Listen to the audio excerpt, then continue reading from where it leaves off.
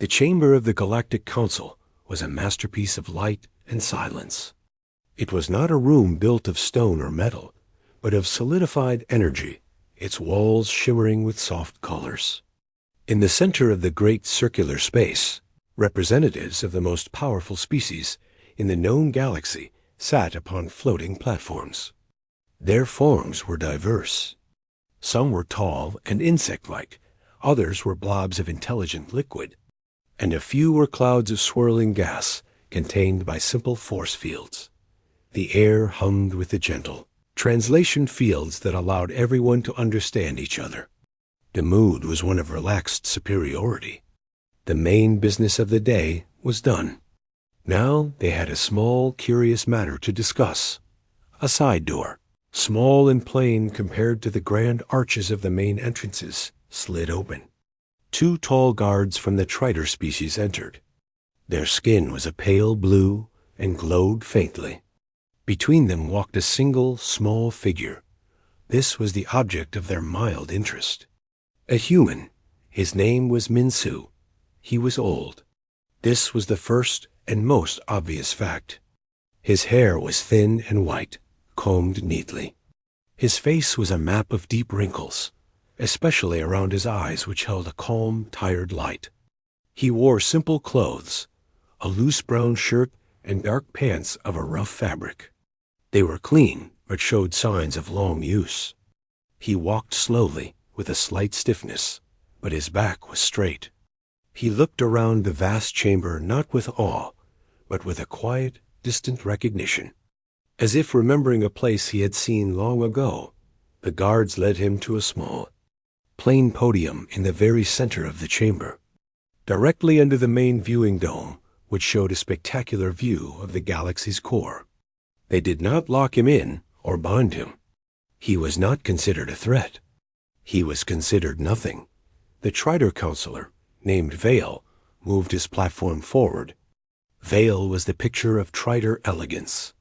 His blue bioluminescence pulsed in smooth, controlled patterns, a sign of high status and education. Esteemed members of the council, Vale began. His voice translated into a smooth, melodic tone. We present the subject of our last agenda item. A biological entity of the species human, self-identified as Minsu. He was recovered 7 solar cycles ago, adrift in a Class 7 derelict shuttle near the Forbidden's Nebula. The shuttle was a primitive sublight vessel, powered by a basic fusion reaction. Its navigation system was a simple star-mapping computer. It had no jump drive, no energy shields, and its communication array was weaker than a child's first-come unit. A soft ripple of amusement moved through the chamber. A crystalline being, Counselor Kreth of the Xylix, chimed softly. A relic. A piece of living archaeology. Precisely, Vale agreed, his lights flickering with amusement. Scans of his vessel found no weapons. Only dehydrated food packets, water recyclers, and a large number of data slates containing what appear to be historical records, poetry, and personal logs. He appears to have been traveling alone for a significant period. Vale turned his attention to Minsu. Subject Minsu. You claim you were on a journey of solitude. Explain this to the council. Minsu looked up at Vale. His hands, spotted with age, rested gently on the podium. When he spoke, his voice was low and a little rough, but clear. It is as you said. I am a rememberer. It is a tradition among my people. When we reach a certain age, some of us choose to go out, to travel the quiet places, to remember our history, our home, and ourselves, without distraction. Kreth chimed again, a sharper, more dismissive sound. A charmingly primitive ritual. To float in a metal coffin until your life fails. It speaks to a species with no ambition, no vision for the future. Minsu's eyes met the many-faceted crystal form of Kreth. There is more than one kind of vision, he said simply. This prompted another wave of quiet laughter. A being composed of interconnected spheres, the ambassador from the Geldar, vibrated as it spoke. "And what of your species, human? Our records show minimal contact. You inhabit a small cluster of stars on the galactic rim. You have not applied for council membership. You have not contributed to the Great Archive. You do not trade. What do you do?" Min Su considered the question. "We live. We learn. We tend our gardens. We tend our gardens," Vale repeated, his lights now pulsing with gentle mockery. "A beautiful sentiment. It also confirms a lack of significant technological or societal development. You are, by all measurable standards, a pre-jump, pre-contact, protectorate-level species. You are children playing in a small corner of the universe, unaware of the greater neighborhood." The verdict was forming, unspoken but clear in the air. Min Su was a curiosity. Humanity was insignificant. Councillor Kreth took over. "The Xylex have analyzed the technological schematics pulled from your shuttle's computer.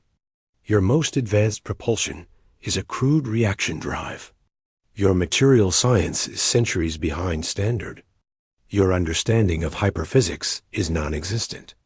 You pose no threat, offer no benefit. You are simply there." Min Su listened, his expression not changing. The insults, the condescension, seemed to wash over him like water. He showed no anger, only that deep, patient weariness.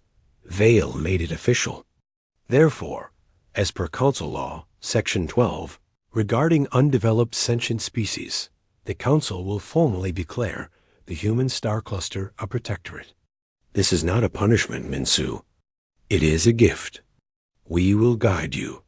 We will protect you from the dangers of the galaxy you are clearly unprepared to face. Our administrators will help you build a proper society. In a few hundred cycles, you may even be ready for associate membership. It was meant to be a moment of benevolent pronouncement. The Great Galactic Council, generously taking a lost, primitive species under its wing. Min Su finally moved. He shifted his weight, a small, tired motion. He looked from Vale to Kreth, then slowly around the circle of alien faces, each one a picture of absolute certainty in their own superiority. "That would be a very large mistake," Min Su said. His voice was still quiet, but it carried now. It held a new tone. It was the tone of a man stating a simple, undeniable fact. Like saying the sky is up. The amusement in the chamber chilled slightly. Vale's lights flickered. "Mistake? We are offering you a future human. You should be grateful." "You are offering us a cage," Min Su replied. "You call it a protectorate. We will call it an occupation. You see no threat, so you see no need for respect. You see simple technology, so you see simple minds." He paused, and for the first time, a spark of something harder shone in his old eyes. "You are looking at the tip of a branch and claiming to understand the roots of the tree." Kreth's chime was annoyed now. More poetic nonsense. "Do you threaten us, old one?" "With what? Your ancient shuttle? Your gardens?" The gentle mockery returned. The Geldar ambassador vibrated with laughter. Min Su looked down at his own hands for a moment, as if checking they were still there. Then he looked back up, directly at Vale. The weariness was gone, burned away. What was left was clear, cold, and sharp. "You want to put a leash on humanity," Min Su said, his voice dropping, becoming flatter, heavier. "You want to take from us the one thing we have chosen for ourselves, our peace." Vale waved a glowing limb, dismissively. "Your peace is a product of your irrelevance. It will be maintained under our supervision." Min Su shook his head once, slowly. It was not a gesture of anger. It was a gesture of finality. "No, it will not." He took a slow, deep breath, filling his old lungs. He looked not at the councillors, but past them, through the great dome, as if looking all the way back to his quiet, distant home. "You want war. he said, and the words fell into the silent chamber like stones into a still pond. A beat of stunned silence. Then, Vale's lights flashed with confused amusement. War? With whom? Minsu's eyes snapped back to Vale. The gentle old man was completely gone now. In his place stood a vessel of grim, ancient resolve. With us, Minsu said. Then he spoke the words that would end the silence of ages, his voice ringing with a terrible clarity. You want war. We will give you war. And before the stunned council could react, before the guards could take a step, Minsu tilted his head back slightly. A faint, almost invisible shimmer passed over his temple. A tiny, self-contained biotech implant, undetected by their scans, performed its only function. It released a tailored neurotoxin. His eyes, holding that fierce, final light, locked for one last second on the galaxy beyond the dome. Then the light went out.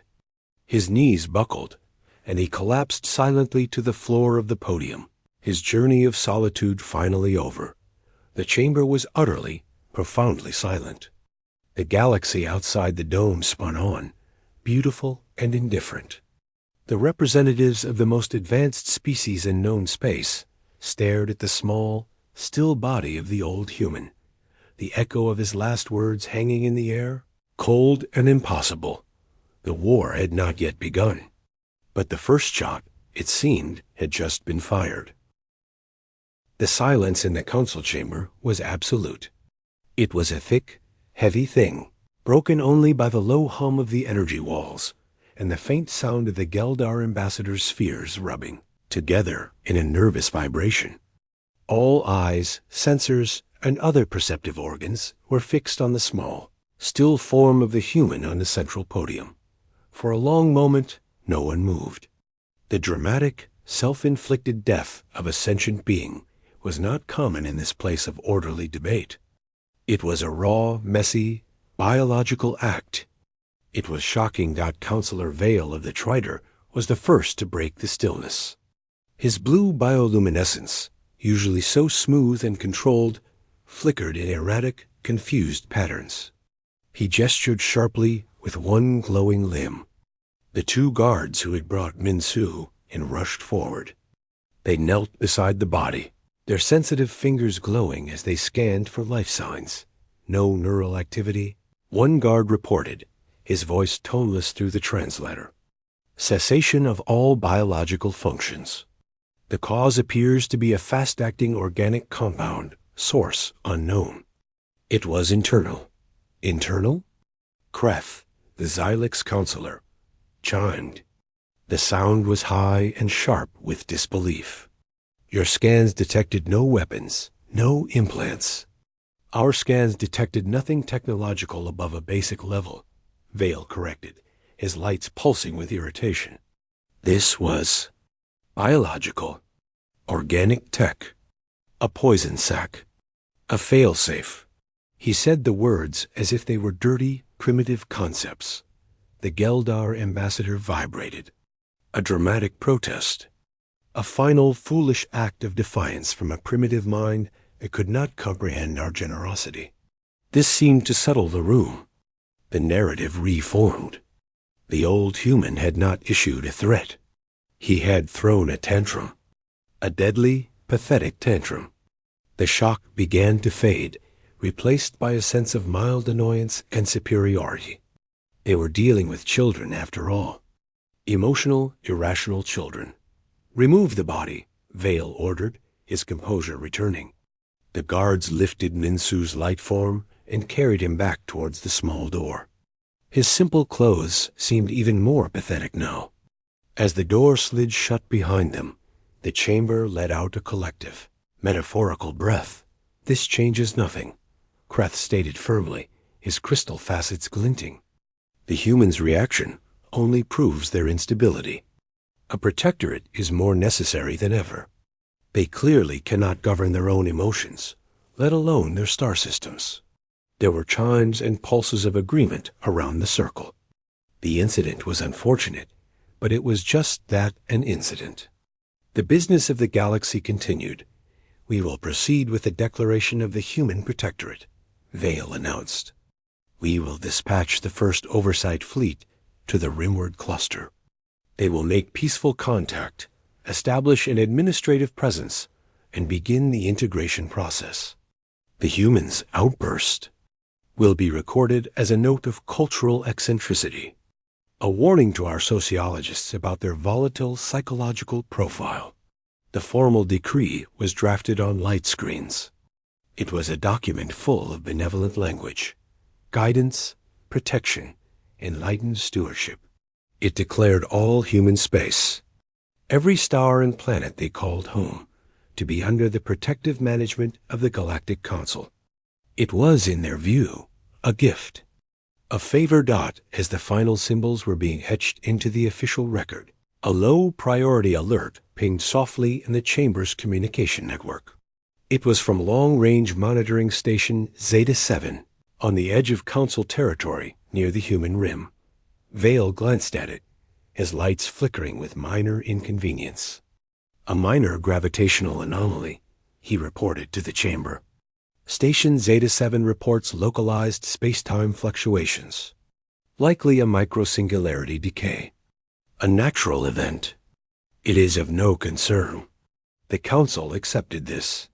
The universe was full of such natural oddities. The decree was finalized. It was sent. An hour passed. The Council moved on to discussing trade tariffs between the Trider and the Geldar. It was a dull, comfortable debate. Then another alert. Then 3 more. Then a dozen. They came from monitoring stations all along the galactic rim, in a rough, wide arc that curved around the territory of the human star cluster. The alerts were all the same: massive, localized gravitational anomalies. Space was bending, not in the controlled way of a jump drive, but in a wild, raw, unpredictable manner. It was as if space itself was being pinched and twisted. A murmur of concern replaced the calm. Vale called up a holographic map of the galaxy. Dozens of red markers blinked into existence, forming a silent, ominous necklace around the human worlds. "This is unusual," Kreth chimed, his tone analytical. "The pattern is non-random. It is a perimeter, but there are no energy signatures, no ships, no mass readings, just bent space. It is a phenomenon. A natural barrier, perhaps triggered by our declaration," suggested the Geldar. Before they could theorize further, the main communication channel of the Galactic Council was flooded. It was an override, a blast transmission on all standard and subspace frequencies. It was so powerful and simple it crashed through every firewall, and priority system got the great viewport at the front of the chamber shimmered. And the image of the galaxy was replaced by a face. It was a human face. A female. Her hair was dark and cut short. Her features were sharp, calm, and held no expression at all. She wore a uniform of a simple gray fabric. Behind her was a plain gray wall. There were no insignias, no flags, no displays of technology. Just her and the wall. When she spoke, her voice was flat. It was translated perfectly, but it carried no emotion, no emphasis. It was the voice of someone reading a weather report for a place they did not live. "Attention, Galactic Council. This is Intelligence Officer June of the Sol Compact." She paused, her dark eyes looking directly out of the screen, seeming to meet the gaze of every being in the chamber. At 1500 Standard Galactic Time, the Galactic Council unlawfully detained a human citizen, Min Su, a remember under compact protection. You subjected him to ridicule and declared intent to violate our sovereignty. Citizen Min Su's life signs terminated at 1520. His final code was authenticated. She said this without accusation. It was just a list of facts. By these actions, the Galactic Council has initiated a state of war with the Sol Compact. The Compact accepts this state of war. A cold digital silence seemed to emanate from the screen. The words were so plain, so absurd. War? With them? Officer June continued.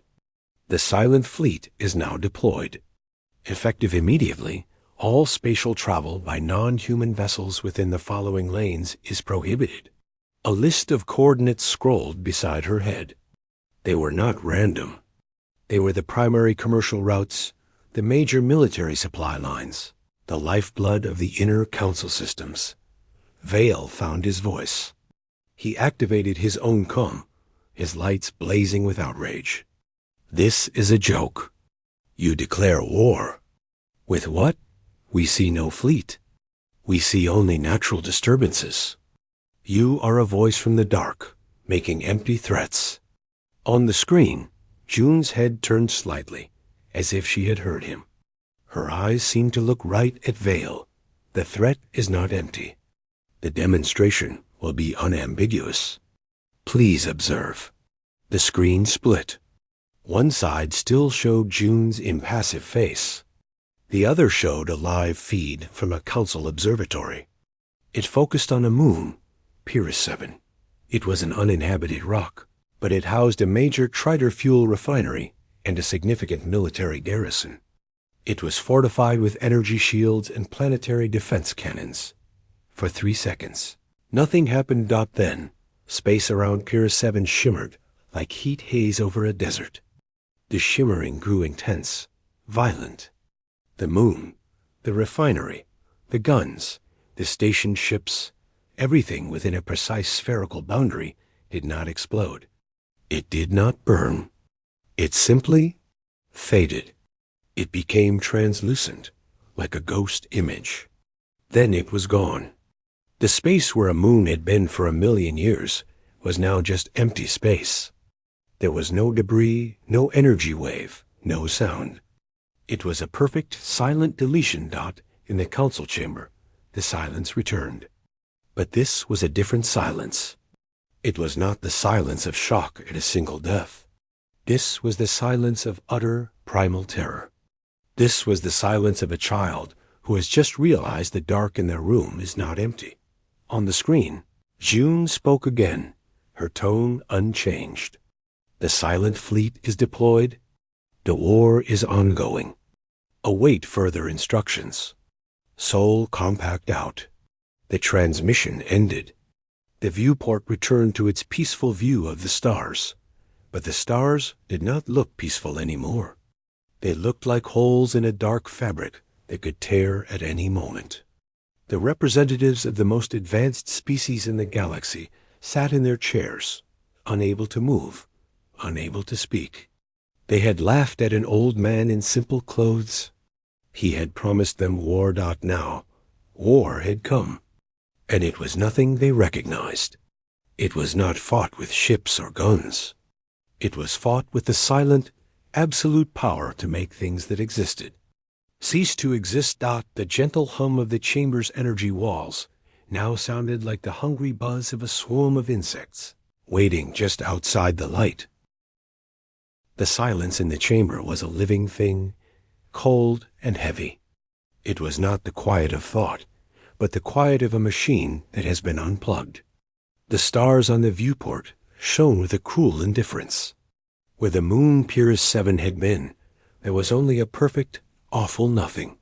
The deletion was so complete that nearby sensors reported a slight gravitational lull, as if space itself was sighing in relief where mass had been removed. Counselor, Vale's bioluminescence was a frantic storm of jagged, panicked light. He stabbed at his console, his limbs trembling. I want full sensor sweeps.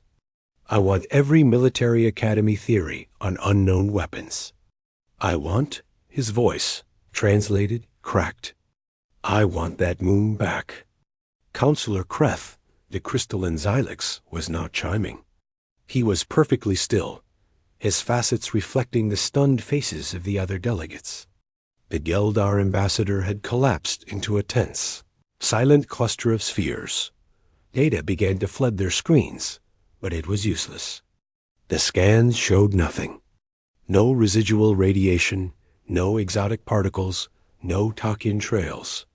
The weapon, if it was a weapon, left no forensic evidence. It was as if a god had taken an eraser to a drawing. A trick. The Geldar ambassador finally vibrated, its voice thin with fear. A projection. An illusion to frighten us. As if in answer, a new alert screamed for attention. This one was from the Trider High Command. A supply convoy of 6 vessels, traveling a core route now on the humans' prohibited list, had ceased communication. Long-range visuals showed it. One moment, 6 sleek warships were cruising. The next, space around them shimmered with that same heat haze effect. Then they were gone. Not destroyed, deleted. It is not an illusion, Kreth chimed, his sound hollow and flat. They are. Unmaking things. Panic, raw and undignified, began to seep into the chamber. Orders were shouted. The mighty First Oversight Fleet, the one sent to peacefully administer the human worlds, was hailed. The fleet admiral, a proud Trider named Vorsk, appeared on screen. His own bridge was in a state of controlled confusion. "Counselor Vale," Vorsk said, his voice tight. "We are holding position at the designated jump point into the human cluster. Sensors are clear. No vessel has challenged us." "Vorsk, listen carefully," Vale said, his lights pulsing erratically. "The situation has changed. The humans have a capability. Do not, under any circumstances, cross into their space. Hold your position and wait for." The transmission from the Oversight Fleet dissolved into static. For a second, the chamber saw Vorsk's face twist in confusion. Then, the main viewport switched to an external feed from a scout drone near the fleet. The First Oversight Fleet was magnificent.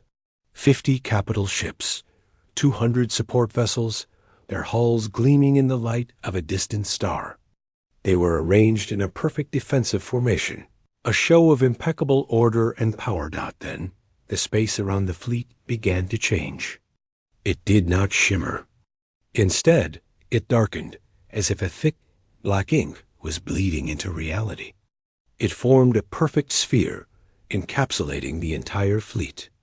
Inside the sphere, the stars winked out. The ship's running lights glowed for a moment in the perfect black, like lonely fireflies in a cave. Then the sphere contracted. It did not crush the ships. It simply passed through the space they occupied. Where it passed, the ships ceased to be. Hull, engines, shields, living crew, all of it vanished into the swallowing dark. In less than 3 seconds, the sphere shrank to a pinpoint and disappeared. The starfield returned, peaceful and unchanged. The space where the most powerful peaceful enforcement fleet in the galaxy had floated was now empty. A Trider aide at the back of the chamber made a wet, choking sound and collapsed. This was not war, as the galaxy understood it. There was no battle, no exchange of fire, no brave last stands or tactical retreats. It was subtraction. It was a child removing pieces from a board game because it did not like the rules. The main comm channel activated again. The same human woman, Officer June, appeared. Her expression had not changed. It was still that mask of utter calm. "The First Oversight Fleet has been removed for violation of the spatial quarantine," she stated. "The war will continue in this manner. You will lose assets. We will lose none. The strategic objective is your surrender." Surrender? To a phantom? Vale screamed, his lights a blinding flare of rage and terror. "Show yourselves. Fight with honor." June's head tilted a fraction. Honor is a social construct. Strategy is a constant. You attacked a rememberer. You attacked our peace. This is the consequence. She paused. "A second demonstration has been authorized. Observe your homeworld, Trider Prime, specifically the main administrative spire in your capital city." The screen split again. One side showed June. The other showed a live feed from Trider Prime. It was a beautiful world, covered in shallow, glowing seas. The capital city was a marvel of elegant towers that rose from the water, connected by graceful bridges. The central spire, where Vale's own family lived and worked, was the tallest. A needle of light, Vale made a sound that was not a word. It was a raw biological noise of pure horror. A tiny point of darkness appeared in the sky above the spire. It was no bigger than a seed. It fell, not quickly, towards the tip of the tower. It touched the shining pinnacle. There was no explosion. The darkness simply spread from the point of contact, like a stain. Where it touched, the material of the tower stone, metal, glass, light ceased to exist. The stain spread down the spire silently, consuming it. In 20 seconds, the entire symbol of Trider power and civilization was gone. A perfect cylindrical hole was left in the cityscape, as if a giant cookie cutter had been pressed into it. The seawater below began to swirl into the new cavity. The darkness dissipated. The feed showed stunned Trider citizens standing on the now exposed bridges, looking at the empty space where their greatest building had stood. Not a single other structure was damaged. Not a single life was lost, except those who had been inside the spire. The precision was insulting. It showed an absolute control that made their own power seem like a child throwing rocks. GEUN spoke into the devastated silence of the council chamber. We can do this to your food production orbitals, to your shipyards, to your homeworld's crust. We will remove the infrastructure of your civilization piece by piece until you understand. You are not fighting an army. You are fighting a verdict. The transmission ended. Vale was on his platform, his lights dim and flickering weakly. The arrogance, the smug superiority, was gone. What was left was the hollowed-out shell of a leader who had just seen his world fundamentally violated by a force he could not comprehend. From an enemy he could not see. KRETH, the Xylix finally moved. He chimed, a soft, broken sound. They do not use ships. They use principles. They weaponize physics itself. How do we fight that? The Geldar ambassador whispered. Its spheres clenched tightly together. No one had an answer. Their entire history, their philosophy of war, was based on contesting physical space, on having better ships, better shields, better guns. This was different. The humans were not contesting space. They were editing it. They had not come out from their star cluster with a fleet. They had simply decided that certain parts of galactic reality were no longer permitted, but the old human's words echoed in the terrible quiet. You will not fight soldiers. You will fight the very void itself. He had not been poetically exaggerating. He had been giving them a precise technical description of their military doctrine. And they had laughed. A low-priority message alert chimed on Vale's console. It was a data packet routed through 100 anonymous relays. It contained no text, only a single short audio recording in a human language. With a translation. It was Minsu's voice, calm and clear, perhaps from one of his personal logs on the shuttle. He was speaking as if to a young child. When you push a peaceful creature into a corner, and you take from it the one thing it values, its peace, you must understand. You are not fighting the creature anymore. You are fighting the corner. And the corner is always, always there. Vale listened to it, his lights utterly dark. He finally understood. They had not captured a harmless old man. They had captured a diplomat from a power so advanced it had transcended war, and they had mistaken his pacifism for weakness. They had poked the corner, and now the corner was biting back with the cold, infinite fury of the universe itself. The Galactic Council Chamber was now a tomb for the idea of galactic supremacy. The beautiful, shimmering walls felt like a cage. The representatives no longer sat with proud posture. They were hunched, clustered, their forms speaking of a deep, animal fear. The silence was no longer stunned. It was desperate, listening. Every chime from a console made them jump. For days, the reports had poured in, each one a cold, precise lesson in helplessness. A Xylix mining asteroid, rich with the crystals that were their primary energy source, vanished. Not the whole asteroid belt, just the one asteroid surgically removed, leaving the others untouched. A Geldar agricultural world reported that a single, continent-sized harvesting complex machinery, storage silos, all of it simply ceased to exist at dawn. The fields of grain around it were undisturbed. The message from the planet's governor was a confused wail. The food is still growing, but we have nothing to collect it with. It will rot. It was never an attack on life. It was an attack on function, on civilization. The humans, or their silent fleet, or whatever it was, were dismantling the galaxy's machine with the calm precision of a watchmaker, one tiny, essential screw at a time. They had tried to fight back, of course. The Trider military, in a fever of rage and humiliation after the loss of their spire, assembled a rapid response battle group. They jumped to the coordinates where their supply convoy had been deleted. They arrived with shields at maximum, weapons hot, sensors scanning every wavelength for a target. They found nothing. Only empty space. Then, space around them turned to glass. Or so the final, chaotic transmission described. It was a perfect, mirrored sphere that encapsulated the entire battle group.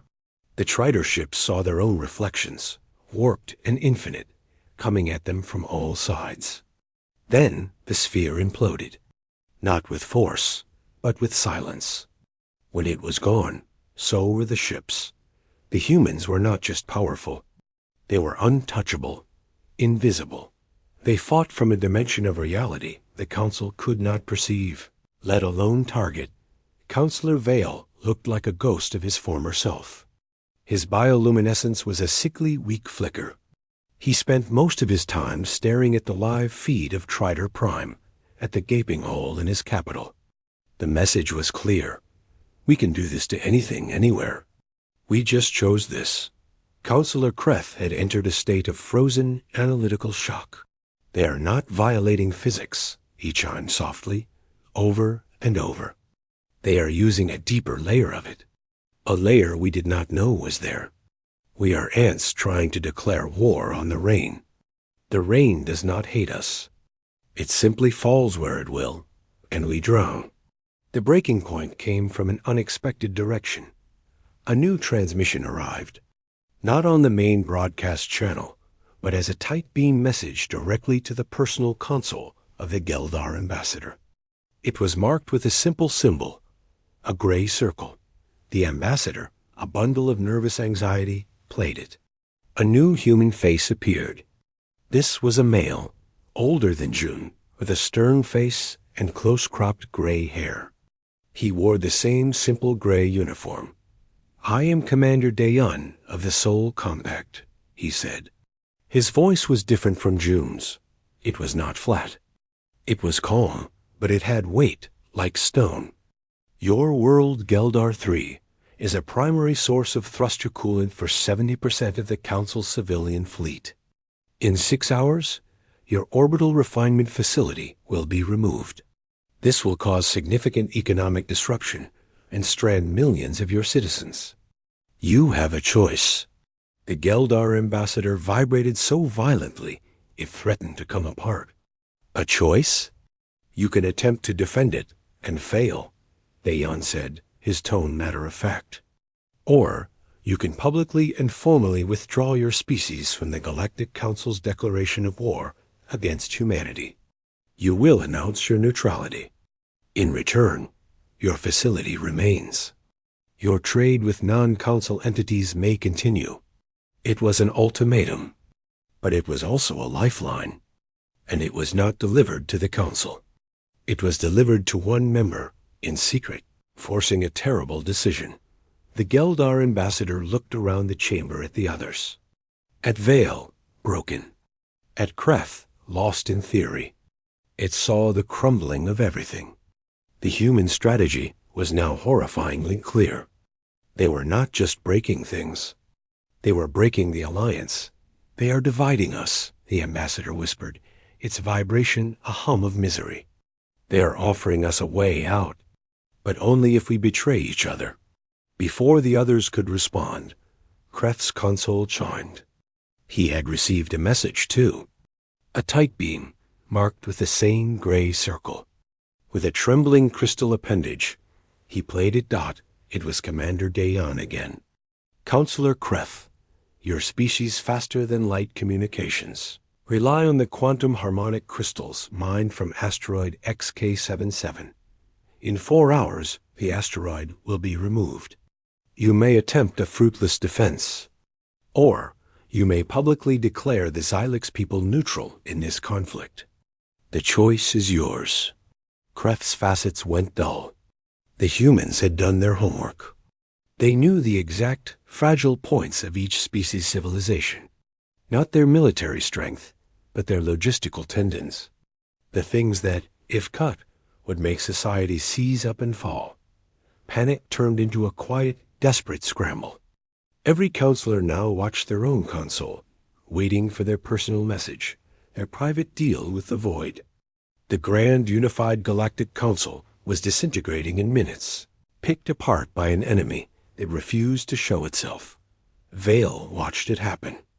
The solidarity, the shared superiority that had held them together for centuries, was evaporating. His own console remained dark. No offer. The humans, it seemed, were least forgiving of the ones who had laughed the loudest. He stood up on his platform, his lights flaring one last time in a pathetic imitation of authority. "Do not do this. This is what they want. We must stand together." But it was too late. The Geldar ambassador was already broadcasting to its homeworld, its voice a trembling rush. "The Geldar Conclave hereby declares its neutrality in the conflict between the Galactic Council and the Sol Compact. We withdraw our support from the Protectorate Declaration. We are out." Minutes later, Krefft, his chime hollow with shame, did the same. "The Xylix Ascendancy declares neutrality. We are no longer party to this war." Like a dam breaking, the others followed.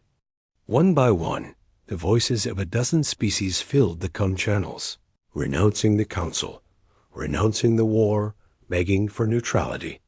Each announcement was a nail in the coffin of the old order.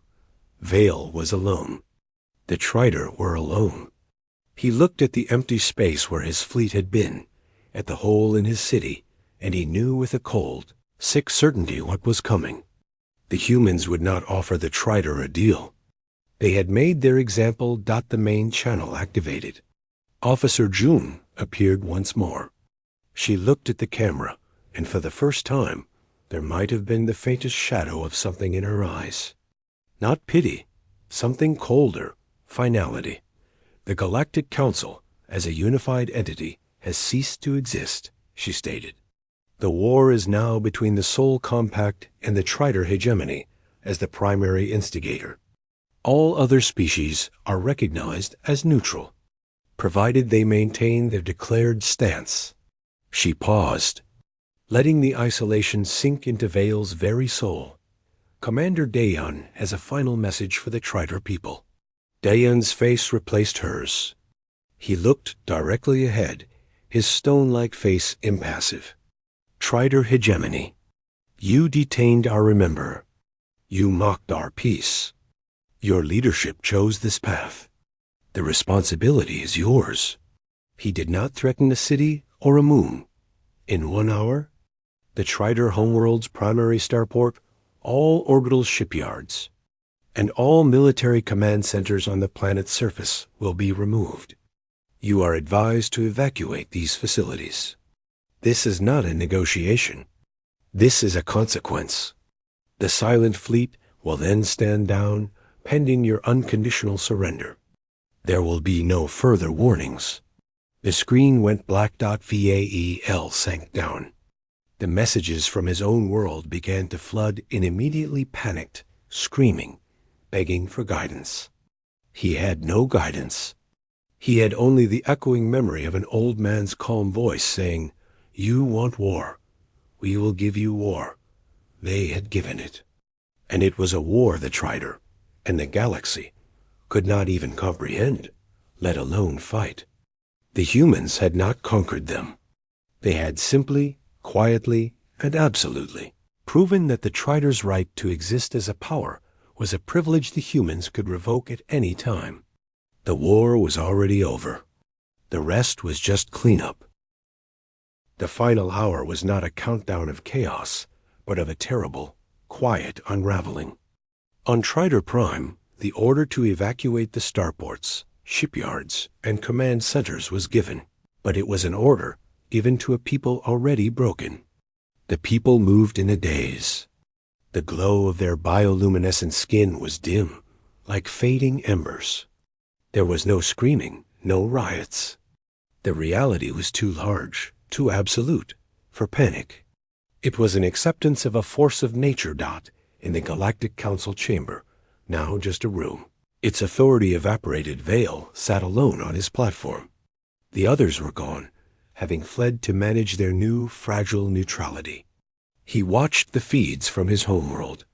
He saw his people file out of the magnificent swirling towers of the main starport, a structure that had been a symbol of Trider ingenuity. They stood in silent crowds on the landing fields, looking up at the empty sky, waiting for the nothing to happen. He remembered Minsu's hands resting on the podium, the simple cloth of his shirt, the patience in his eyes. Vale had mistaken that patience for emptiness. Now he understood it was the patience of a mountain. You do not argue with a mountain. You do not declare a protectorate over it. You simply hope it continues to let you live on its slopes. The hour ended. On the feeds, the sky above the designated targets shimmered. It was that same, now dreaded heat haze effect. It covered the starport, the orbital yards where half-finished ships hung, the hardened command bunkers carved into the planet's crust. The haze intensified, solidified into a faint silver sheen. Then it faded. Where the starport had been, there was smooth, level ground, as if it had been paved over by a god.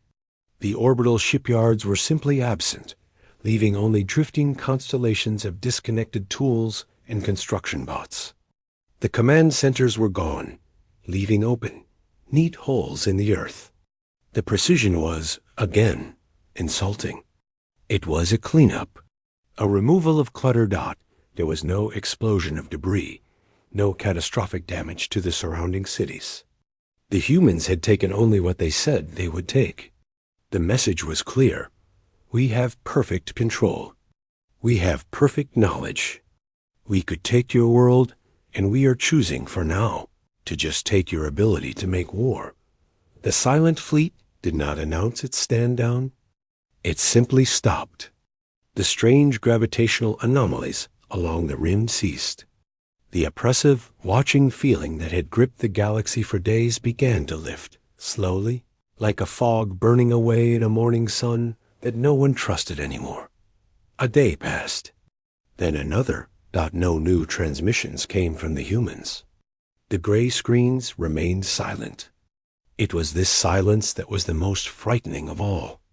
The galaxy held its breath, waiting for the next move from the power that had rewritten the rules of existence. On the third day, the message arrived. It was not a broadcast. It was a single, secure data packet sent to every former Council species and to the Trider remnant government. It contained no video, only audio and text. The voice was Officer June's. It was different now. The flat, mechanical tone was gone. It was calm, but there was a human weariness in it, an echo of Minsu's own tired cadence. This is the sole compact. The state of war is concluded. There was a pause, as if she was letting the words sink into the bones of a galaxy. The terms are as follows. 1. The concept of a galactic council with authority over sovereign species is abolished. You may form a new body for dialogue, but it will have no power to enforce, to administer, or to declare protectorates. 2. The star cluster of humanity is, and always will be, off limits. No vessel, probe, or communication beam is to be sent in our direction. The silent fleet remains. It will not be seen unless it is needed. 3. You will rebuild your societies as you see fit. We will not help you. We will not hinder you. You are free. The terms were not punitive. They were dismissive. They did not demand resources, or territory, or tribute. They demanded only one thing, to be left completely and utterly alone. It was the very thing they had come to take from Minsu. A final statement will follow. June said dot. There was a soft click, and a new voice filled the channel. It was Commander Dayan. His stone-like voice was now layered with a profound, unshakable gravity. You encountered one of our rememberers, he said. You saw his age, his simple ship, his peaceful purpose. You judged all of humanity by him. This was your first and greatest error. Minsu's purpose was not to show you our weakness. It was to remember our strength. He remembered the centuries we spent looking outward, building empires, fighting wars among ourselves. He remembered the cost. He remembered the moment we chose, as a species, to turn our eyes inward, to seek peace not through conquering the stars, but through understanding ourselves. We did not stop advancing. We changed what advancement meant. His voice grew harder. We explored the fabric of reality while you were building bigger engines. We learned the songs of quantum fields while you were mapping star systems. We became gardeners of space-time itself. We found our corner of the universe, and we were content. You saw contentment and called it stagnation. You saw peace and called it primitivism. You saw an old man and saw a victim. So we showed you the truth. The rememberer remembers, so the soldier never has to fight. But if you awaken the soldier, you will face the consequence of every war we ever decided not to fight, all at once. He took a slow breath. The silent fleet is not a weapon we built for war. It is a tool we built to protect our silence. You have now heard how loud our silence can be. Do not make us speak again. The transmission ended dot in the quiet that followed. The galaxy began, slowly, to move again. But it was a different galaxy. The confidence was gone. The unshakable belief in a ladder of progress, with themselves at the top, was shattered. They had been like children playing on a beach, believing themselves masters of the sand, until the ocean rose up with a quiet, world-ending wave, and then receded, leaving them damp and terrified. Vale eventually left the empty chamber. He returned to Trider Prime, to the smooth, empty space where his capital's spire had been. He stood there, his light barely a flicker. He finally understood the look in Minsu's eyes. It was not weakness. It was the look of someone who knows exactly what is in the dark, and has chosen to light a small, calm candle instead of screaming at the night. Humanity had not screamed. They had simply, when pushed, allowed the dark to show itself. The other species began to talk, tentatively, about a new dialogue of species. The rules were the first thing they agreed on. Membership was voluntary. No enforcement. No judgments of advancement. And a single unbreakable bylaw. Article 1. The Soul Compact is not to be contacted, approached, or discussed. They are a fact of the universe, like gravity or entropy. You do not debate with gravity. Years later, a new generation would look at the historical records. They would see the image of Minsu, the old human in simple clothes, standing calmly before the gleaming might of the old council. They would read the transcript of his final words. They would study the brief, terrifying conflict known as the 5-Day War, or, more commonly, the silence. They would learn the lesson that their elders had learned in blood and terror, in the vast, Quiet dark of space, the most terrifying thing is not the roar of a monster. It is the gentle voice of the neighbor you insulted, who simply looks at you and says, "You want war?" and then proves, beyond all doubt, that they have never been afraid of you. They have only been afraid for you. And that time is now over.